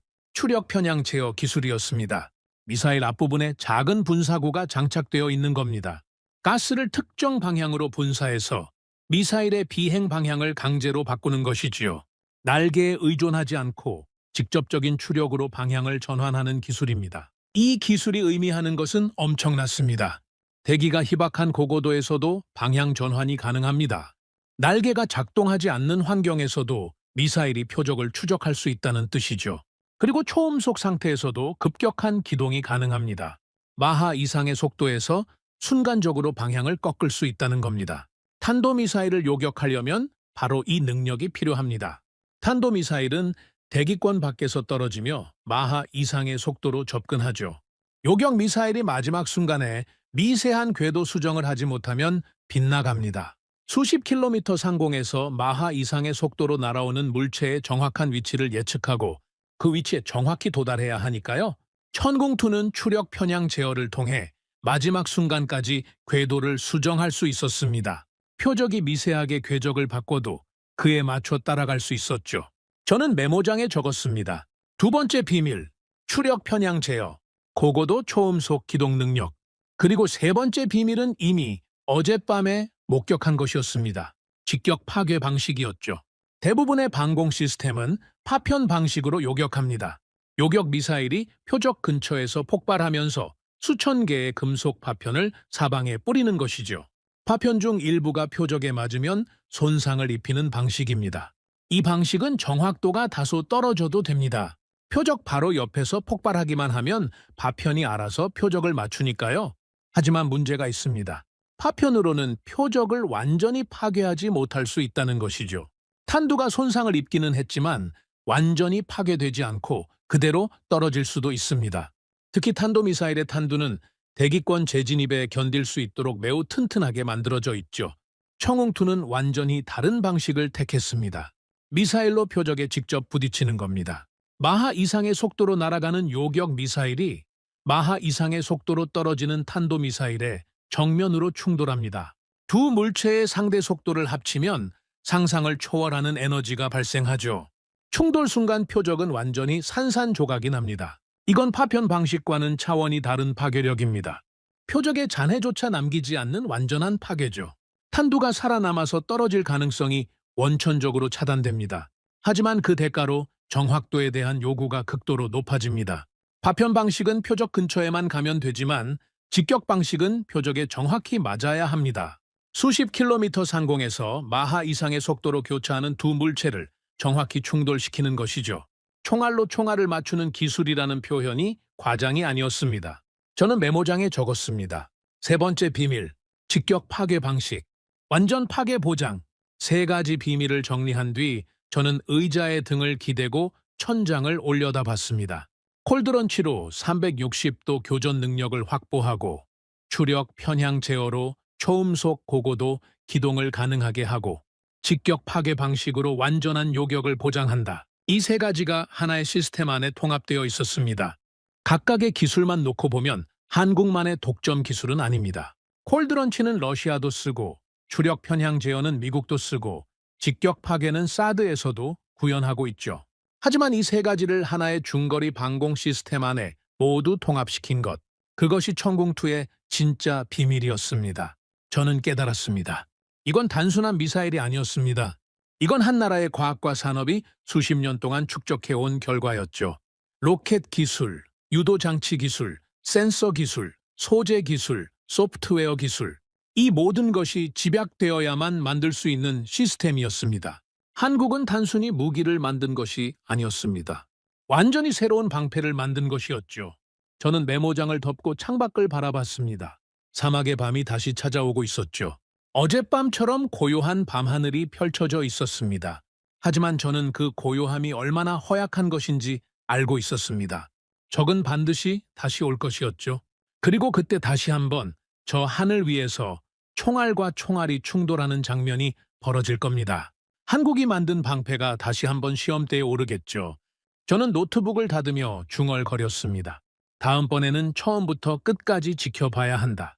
분석가로서가 아니었습니다. 이 기술의 진짜 가치를 자신의 눈으로 확인하고 싶은 한 사람으로서의 결심이었죠. 며칠이 지났습니다. 그 며칠 동안 저는 거의 잠을 자지 못했습니다.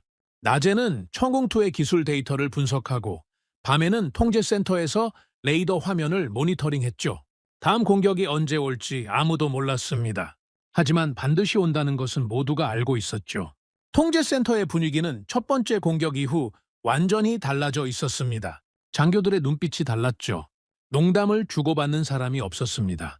모두가 레이더 화면을 주시하고 있었고 커피 잔을 내려놓는 소리조차 조심스러웠습니다. 요격 미사일 재고 문제는 여전히 해결되지 않고 있었습니다. 미국 측에 요청한 패트리어트 미사일 재보급은 아직 도착하지 않았죠. 한국에 요청한 천궁2 추가 공급도 시간이 필요했습니다. 지금 있는 것으로 버텨야 하는 상황이었죠. 그날 밤도 어김없이 심야 근무에 들어갔습니다. 자정을 넘긴 시각이었습니다. 레이더 화면은 조용했죠. 민간 항공기 몇 대의 궤적만 느리게 움직이고 있었습니다. 첫 번째 공격이 있던 밤과 똑같은 풍경이었습니다. 저는 그 고요함이 불길했습니다. 그리고 예감은 틀리지 않았죠. 경보 사이렌이 울려 퍼졌습니다. 비정상 신호 다수 포착, 동쪽 및 남동쪽 구역. 또 시작된 겁니다. 레이더 화면에 표적이 나타나기 시작했습니다. 하지만 이번에는 첫 번째 공격 때와 양상이 달랐죠.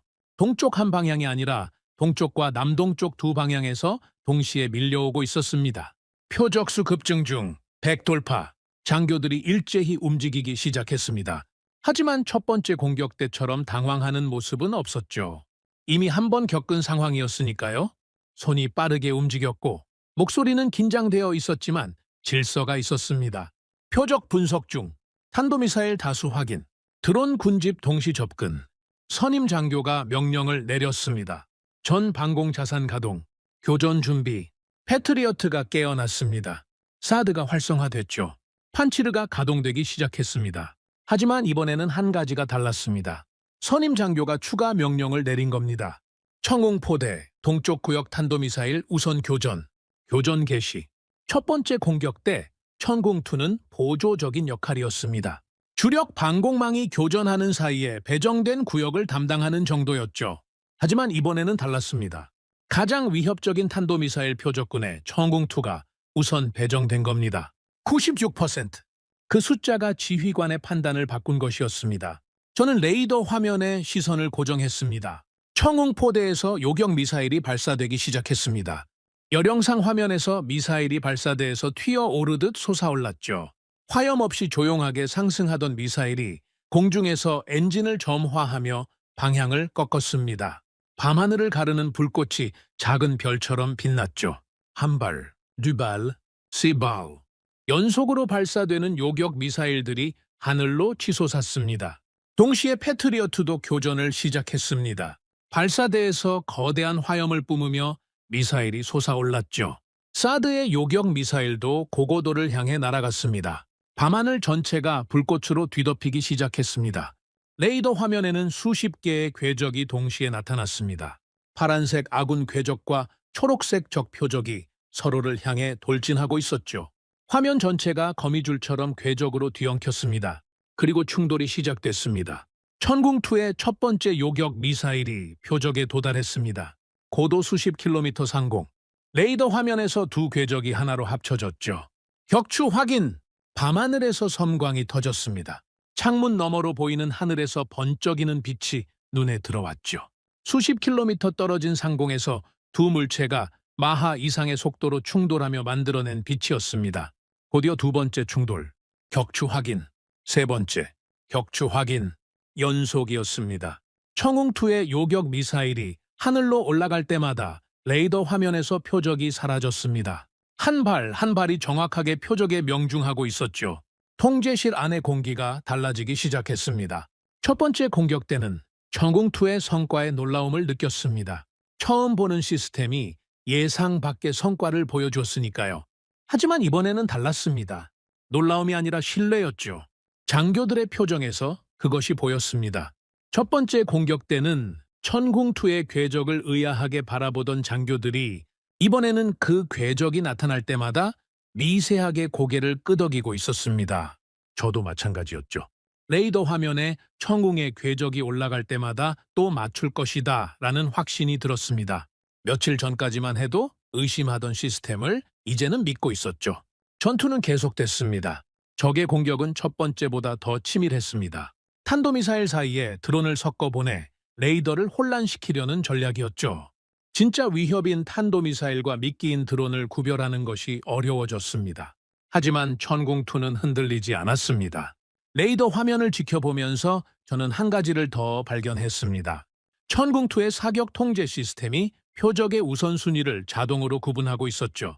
진짜 위협인 탄도미사일에 요격 미사일을 집중하고 저위협 드론은 다른 시스템에 넘기는 판단을 실시간으로 하고 있었습니다.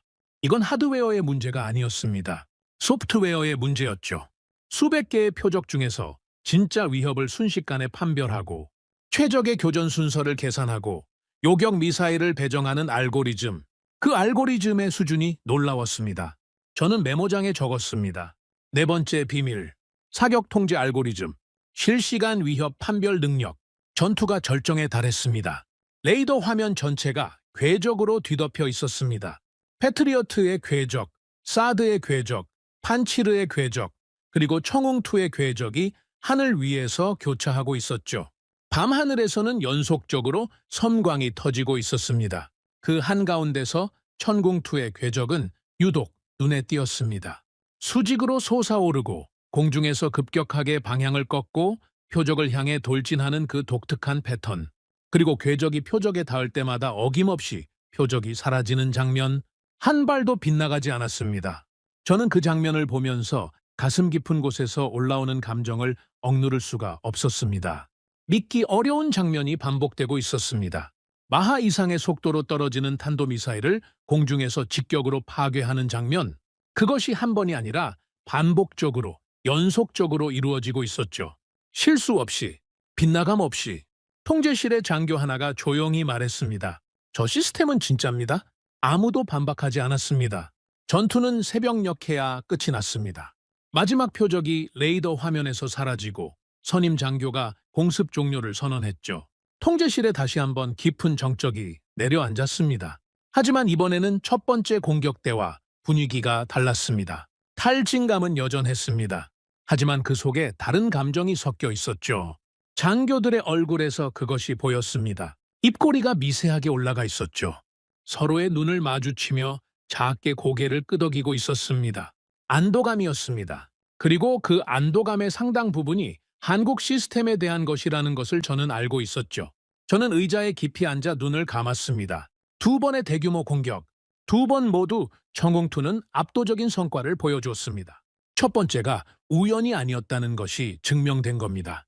저는 확신했습니다. 이 방패는 단순한 방어 무기가 아닙니다. 전쟁의 균형을 바꾸는 기술이었죠. 방공전의 역사에서 하나의 시스템이 이 정도의 성과를 연속으로 기록한 사례는 극히 드뭅니다. 그것도 실전 환경에서, 포화 공격 상황에서 최초 실전 투입 시스템이 이런 결과를 보여준 것은 전례가 없다고 해도 과언이 아니었죠. 저는 메모장을 펼치고 한 문장을 적었습니다. 청홍투는 실전에서 스스로를 증명했다. 두 번째로, 그리고 저는 알고 있었습니다. 이 소식이 곧 이 통제센터 밖으로 퍼져나갈 것이라는 사실을요. 군사 네트워크를 통해 전 세계의 방공 전문가들에게 전달될 것이라는 사실을요. 그때 세계가 한국을 어떤 눈으로 바라보게 될지 저는 그것이 궁금했습니다. 아니, 솔직히 말하겠습니다. 궁금한 것이 아니라 이미 답을 알고 있었습니다. 저 자신이 그랬으니까요. 22년간 한국을 과소평가했던 분석가가 두 번의 전투를 목격하고 완전히 생각을 바꿨으니까요. 세계도 마찬가지일 겁니다. 전투 데이터는 곧 전 세계 군사 네트워크로 전달되었습니다. 제가 예상했던 것보다 훨씬 빠르게 퍼져나갔죠. 두 번의 대규모 포화 공격, 다층 방공망의 총력 대응, 그리고 한국 방공 시스템의 압도적인 요격 성과. 이 모든 데이터가 나토 본부, 미국 국방부, 유럽 각국의 군사 분석 기관으로 동시에 전달됐습니다. 저도 런던의 싱크탱크 본부로부터 연락을 받았습니다. 케인, 중동 교전 데이터를 확인했다. 청홍투 관련 데이터가 사실인가? 제 상관이었죠. 20년 넘게 함께 일해온 사람이었습니다. 그 사람의 목소리에서 당혹감이 느껴졌죠. 무리도 아니었습니다. 나토 기준으로 검증되지 않았다고 분류했던 시스템이 실전에서 역사적인 기록을 세웠으니까요. 저는 대답했습니다. 사실입니다. 제가 직접 통제센터에서 두 번의 교전을 지켜봤습니다. 전화 너머로 잠시 침묵이 흘렀습니다. 그리고 상관이 말했죠. 분석 보고서를 작성해라. 가능한 한 빨리. 저는 그 순간을 기다리고 있었습니다. 아니, 솔직히 말하면 이미 머릿속에서 보고서를 쓰기 시작한 지 며칠이 지나 있었죠. 두 번의 전투를 목격하면서 기술 데이터를 분석하면서 긴급 군사회의에 참석하면서 저는 계속 보고서의 내용을 구상하고 있었습니다. 하지만 막상 노트북 앞에 앉으니 손이 쉽게 움직이지 않았습니다. 22년 동안 저는 수백 편의 보고서를 써왔습니다. 패트리어트의 성능 평가, 사드의 요격 시험 분석, 이스라엘 방공 체계 비교 연구, 그 보고서들은 모두 하나의 전제 위에 서 있었죠. 미사일 방어 기술의 중심은 미국과 유럽이라는 전제였습니다. 지금 제가 쓰려는 보고서는 그 전제를 뒤집는 것이었습니다. 저는 깊게 숨을 들이쉬고 키보드에 손을 올렸습니다. 보고서 서문부터 시작했죠. 먼저 교전 상황을 정리했습니다. 2026년 3월 중동에서 벌어진 두 차례의 대규모 포화 공격, 탄도미사일, 드론, 순항미사일이 동시에 투입된 복합 공격이었다는 점, 다층 방공망이 총력으로 대응했다는 점, 이 기본적인 맥락을 먼저 서술했습니다. 그 다음 각 방공 시스템의 교전 결과를 비교 분석했습니다. 패트리어트, 사드, 판치르, 그리고 천궁2, 각 시스템의 교전 횟수, 요격 성공률, 표적 유형별 성과를 표로 정리했죠. 숫자는 거짓말을 하지 않았습니다. 청웅2의 요격 성공률은 두 번의 교전 모두에서 압도적이었습니다. 가장 어려운 표적인 탄도미사일을 상대로 가장 높은 성공률을 기록했죠. 그것도 직격 파괴 방식으로요. 저는 기술 분석 섹션을 이어서 작성했습니다. 콜드런치 발사 방식의 전술적 이점, 추력 편향 제어 기술의 요격 정확도 향상 효과, 직격 파괴 방식의 완전 요격 보장, 사격 통제 알고리즘의 실시간 위협 판별 능력, 며칠 동안 분석한 내용을 하나하나 정리해 나갔습니다. 그리고 전략적 함해 섹션에서 저는 방공전의 소모전 딜레마를 다뤘습니다. 포화 공격 시대의 요격 미사일 제고의 중요성, 높은 요격 성공률이 탄약 소모 절감에 미치는 영향, 청웅2의 성과가 이 딜레마에 대한 하나의 해답이 될 수 있다는 분석을 담았죠. 보고서를 쓰는데 이틀이 걸렸습니다. 낮과 밤의 구분 없이 키보드를 두드렸죠. 쓰고 지우고 다시 쓰고 또 지우고. 22년 경력 중 가장 신중하게 쓴 보고서였습니다. 마지막 페이지에 도달했을 때 저는 잠시 손을 멈췄습니다. 결론을 어떻게 쓸 것인가? 그것이 문제였죠. 솔직하게 쓰자. 저는 그렇게 결심했습니다. 22년 동안 데이터와 확률을 믿어온 분석가로서 데이터가 말하는 그대로를 쓰자고요. 저는 보고서 마지막 문장을 천천히 적어 내려갔습니다. 본 분석가는 22년간 미사일 방어 체계를 연구하면서 방공 기술의 기준을 미국과 유럽에 두어왔다. 그러나 2026년 중동 교전 데이터는 그 기준의 재설정을 요구하고 있다. 한 줄을 더 이어갔습니다. 한국의 천공투는 실전 환경에서 기존 주력 시스템에 필적하거나 그 이상의 성과를 입증했다. 이는 단일 교전의 우연이 아니라 두 차례 반복된 결과이며 시스템의 기술적 완성도에 기인한 것으로 판단된다. 그리고 마지막 문장을 적었습니다. 한국은 더 이상 기술을 따라가는 나라가 아니다. 그들은 이미 전쟁의 새로운 기준을 만들고 있다. 그 문장을 적는 순간 저의 손이 멈췄습니다. 키보드 위에 올려놓은 손가락이 미세하게 떨리고 있었죠. 이 한 문장이 의미하는 것을 저는 너무나 잘 알고 있었습니다. 22년간의 신념을 뒤집는 문장이었으니까요. 미국과 유럽이 세계 방공 기술의 정점이라고 믿어온 사람이 한국이라는 이름을 그 정점에 올려놓는 문장이었습니다. 하지만 데이터가 그렇게 말하고 있었습니다. 제 눈이 그렇게 보았고 제 분석이 그렇게 결론 내렸죠. 보고서는 런던 본부로 전송됐습니다. 그리고 나토 회원국 군사 분석 기관들에게 공유됐죠. 반응은 즉각적이었습니다. 유럽의 방공 전문가들 사이에서 논의가 시작됐습니다. 미국의 군사 분석가들도 중동 교전 데이터를 검토하기 시작했죠. 전문가들은 같은 질문을 던지고 있었습니다. 한국은 어떻게 이런 시스템을 만들었을까? 70여 년 전 전쟁의 잿더미에서 시작한 나라가 어떻게 세계 최고 수준의 방공 기술을 독자적으로 개발할 수 있었는가? 그 질문에 대한 답을 찾기 위해 각국의 분석가들이 한국 방산산업의 역사를 되짚기 시작했습니다. 저도 마찬가지였습니다. 중동에서의 임무가 끝나고 런던으로 돌아온 뒤에도 저는 한국의 방산 기술 발전 과정을 연구했죠. 그리고 알게 됐습니다. 청웅2가 하루아침에 만들어진 것이 아니라는 것을요. 수십 년에 걸친 연구와 개발, 수많은 시행착오, 셀 수 없는 시험 발사와 데이터 분석, 그 긴 과정이 있었기에 중동의 밤하늘에서 총알로 총알을 맞추는 기적이 가능했던 겁니다. 저는 오랫동안 전쟁을 연구해 왔습니다. 전쟁의 역사는 언제나 창과 방패의 경쟁이었죠. 더 강한 창이 나타나면 더 강한 방패가 만들어지고 더 강한 방패가 나타나면 더 강한 창이 등장합니다. 수천 년 동안 반복되어 온 순환이죠. 하지만 중동의 밤하늘에서 제가 목격한 것은 단순한 무기가 아니었습니다. 그것은 한 나라가 수십 년 동안 쌓아온 기술과 노력의 결과였습니다. 1950년 전쟁의 폐허 속에서 시작된 나라가 이제는 스스로의 힘으로 하늘을 지키는 방패를 만들었죠. 그리고 그 방패는 자국의 하늘만이 아니라 세계의 하늘을 지키고 있었습니다. 저는 그날 밤 깨달았습니다. 전쟁의 역사는 계속 바뀌지만 기술과 노력은 결국 새로운 시대를 만든다는 것을요. 그리고 그 변화의 중심에는 한국이 있었습니다. 제 이름은 마커스 케인입니다. 22년 동안 미사일 방어 시스템을 연구해온 전략 분석가죠. 하지만 2026년 중동의 밤, 저는 평생 잊지 못할 장면을 목격했습니다. 한국이 만든 방패가 하늘에서 떨어지는 죽음을 산산이 부수는 순간이었습니다. 그리고 저는 그 순간을 이렇게 기록합니다. 세계는 한국을 다시 봐야 한다. 그들은 이미 새로운 시대를 열고 있다. 오늘의 사연은 여기까지입니다. 구독과 좋아요는 영상 제작에 아주 큰 힘이 됩니다. 지금까지 감동테라스 저는 소희였습니다. 오늘도 우리 구독자님들의 가정에 따뜻한 행복이 가득하시길 진심으로 바라겠습니다. 긴 영상 끝까지 시청해주셔서 정말 감사합니다. 내일 더 좋은 이야기로 찾아뵙겠습니다. 감사합니다.